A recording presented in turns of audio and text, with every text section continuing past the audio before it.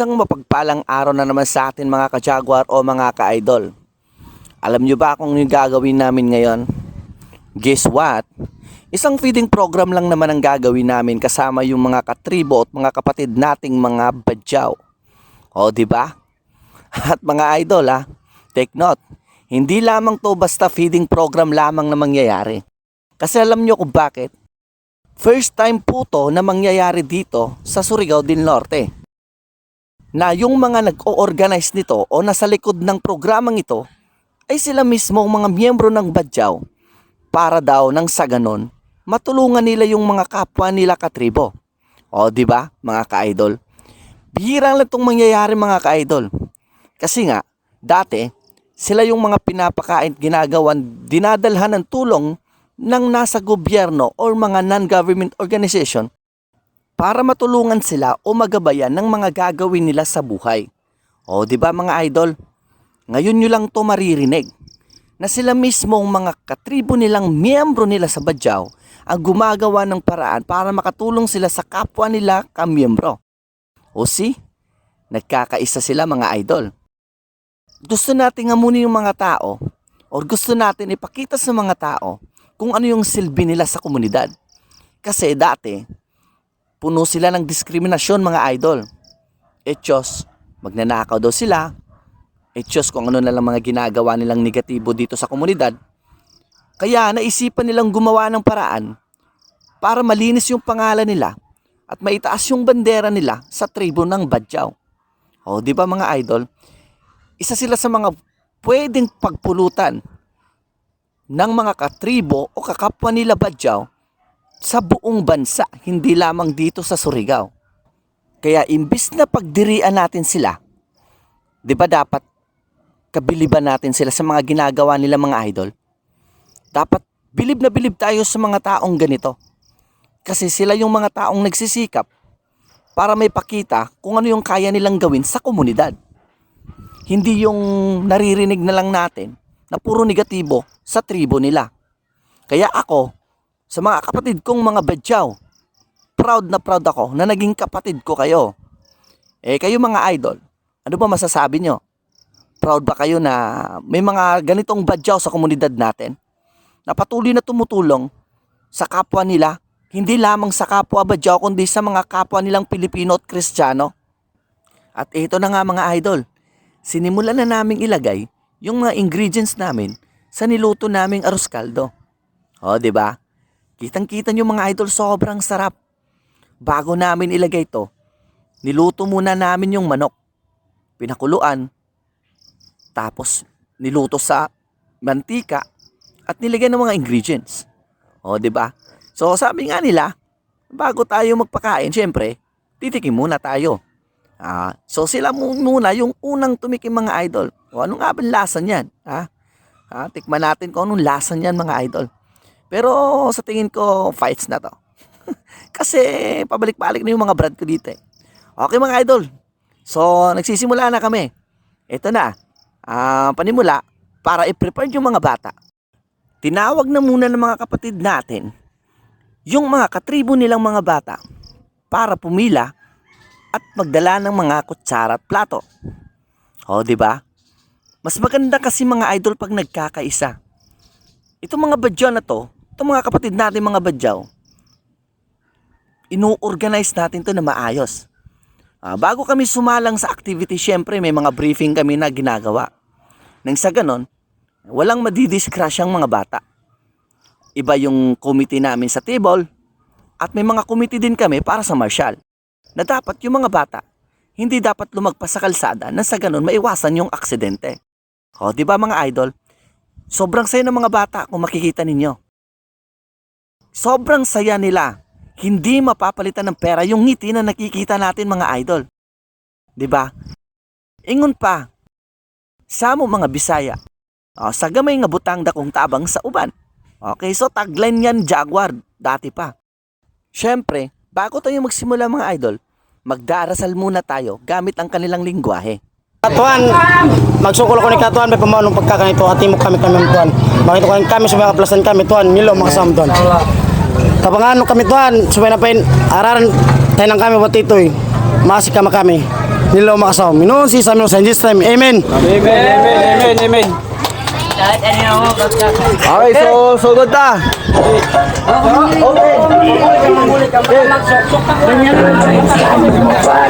Marshall. Oh, Marshall dire ah. Asa to Marshall nato dire ah.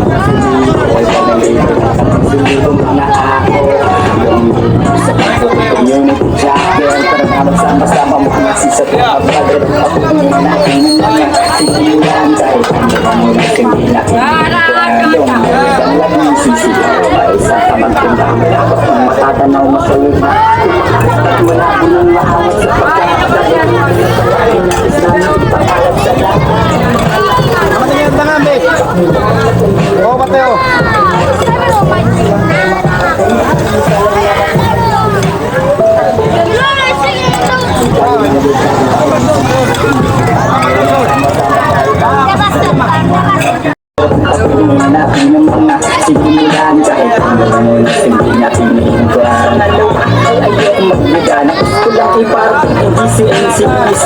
Yang naman diba, tayo ay magtulungan. Narin ang ating bayan kung sana ay isang tayo ay pakapaw. Kahit nagpalit ka rin, pinuspos man nasirain, hindi mo kayang buwagin. Sakitin ng isay, umukha ng bulakan ng ang kawin at iniring. Mag-akniyali, SMCR yan, gatsak yan ang ating pinagmulan. Ngayon ay nga, saan mo ba? Kami ng ako sa aking yaman. Long live.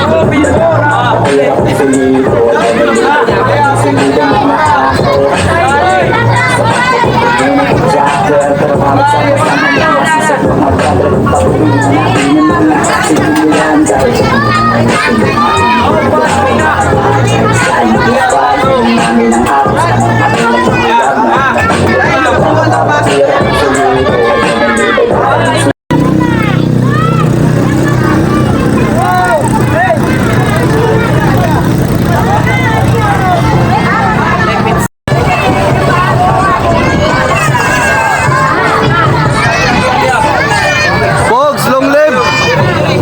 Okay. Long live.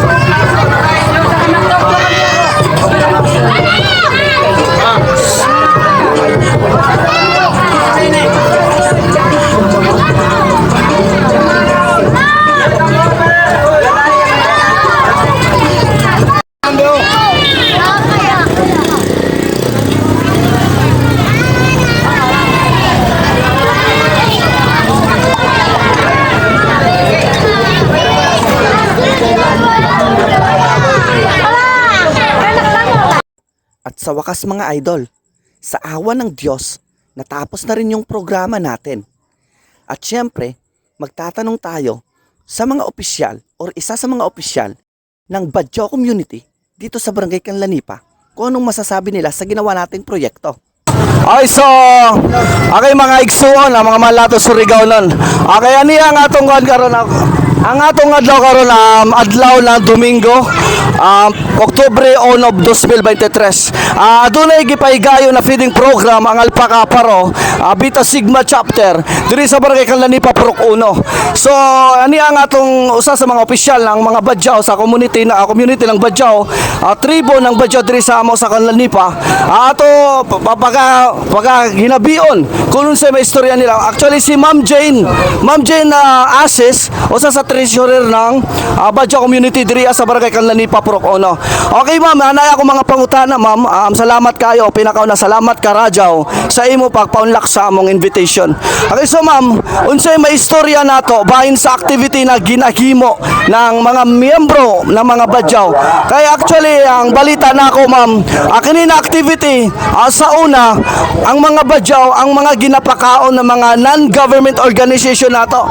So may mga improvement kita na nakita mga mahal nato Surigao nun.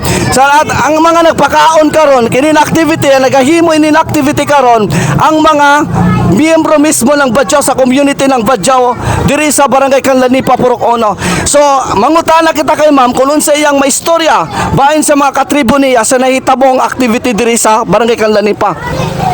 Kanang mayong buntag ka natong tanan, dako pud kog pasalamat nga nabilong pud mi karon sa feeding program. Isa pud ang akong katribo nga mga Badjaw boys, ingon pa nga among mga dili nga gikasipgan. Salamat pud kaayo kay ang ilang kabag-uhan sa una sila ginapakaon.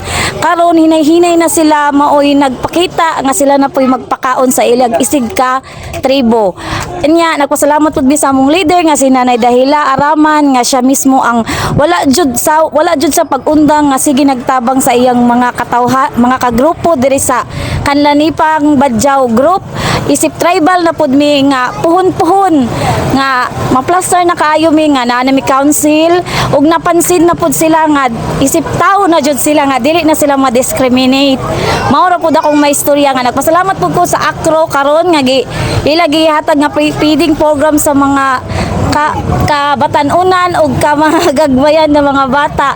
Mao pud akong may istorya kaninyo nga salamat pod nga inyo sila ginapansin na at nakita na pod ninyo nga naana pod sila kabaguhan no kay hinay-hinay na sila di maingon nga dinalian at least nakita na nga ang ilang mga itsura ma-expose na pod nila. Mao pud akong maingon. So ma'am, nagahisgot man ka nga ng istoryang diskriminasyon.